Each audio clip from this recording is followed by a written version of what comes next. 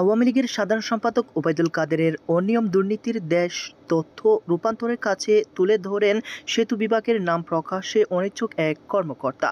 তিনি বলেন, কমিশন, বাণিজ্য, পদোন্নতি, প্রধান প্রকৌশলী সহ অন্যান্য প্রকৌশলী পদে পদায়ন, অনিয়মের আশ্রয় নিয়ে পছন্দের ঠিকাদারকে কাজ পাইয়ে দেওয়া সহ হাজারো অনিয়ম করেছেন তিনি। তবে এসব অনিয়ম তিনি সরাসরি না করে তার পুরুষ কর্মকর্তা, কর্মচারী সহ বিশেষ সিন্ডিকেট দ্বারা পরিচালিত হতো। তার দায়িত্বপ্রাপ্ত সড়ক পরিবহন ও সেতু মন্ত্রণালয় বড় কাজে বড় দুর্নীতি অনিয়মের খবর এখন বেরিয়ে আসতে শুরু করেছেন। সেতু বিভাগের এই কর্মকর্তা আরও বলেন, হাস্যকর হলো এটা যে তিনি বলতেন মন্ত্রণালয়ের মন্ত্রী সচিব ও প্রধান কর্মকর্তারা সৎ থাকলে দুর্নীতির সুযোগ কম থাকে। দুর্নীতির জন্য যে মূল্য দিতে হয় তা দুঃখজনক এবং দুর্ভাগ্যজনক।